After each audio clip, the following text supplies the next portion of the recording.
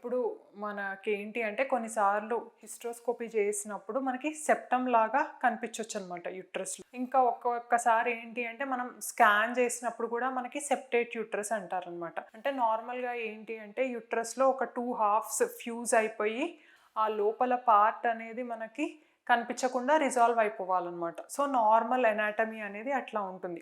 కొన్నిసార్లు ఏమవ్వచ్చు అంటే ఆ ఫైబ్రస్ టిష్యూ అనేది అలానే ఉండిపోయి అదొక గోడలాగా కనిపించొచ్చనమాట. సో, దీన్ని సెప్టేట్ యూట్రస్ అంటాం. సో, దీనివల్ల ఏమవ్వచ్చు అంటే మనకి ఇప్పుడు ఫస్ట్ మనం డయాగ్నోసిస్ అనేది ఇంపార్టెంట్. సో, అది నిజంగా గోడలాగా ఉందా లోపల? లేదు అంటే ఆ యూట్రసే 2 రకాలుగా చీలిపోయి ఉందా? అంటే బైకార్నియేట్ యూట్రస్ అంటామనమాట.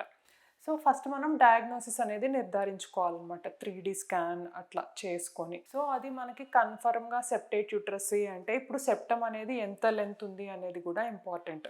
సో, కొన్నిసార్లు చాలా చిన్నగా ఉండొచ్చనమాట సెప్టమ్. మనకి లెస్ దాన్ 1 సెంటీమీటర్ అంటే అట్లాంటి సెప్టమ్స్ వల్ల మనకి పెద్ద అంటే ఈ రిప్రొడక్టివ్ అవుట్‌కమ్స్ అంటే కొంచెం అబార్షన్స్ ఇట్లా జరిగే ఛాన్సులనేవి ఏమీ ఉండకపోవచ్చనమాట. సెప్టమ్ లెంత్ అనేది తక్కువ ఉన్నప్పుడు దాన్ని వదిలేసేయొచ్చు.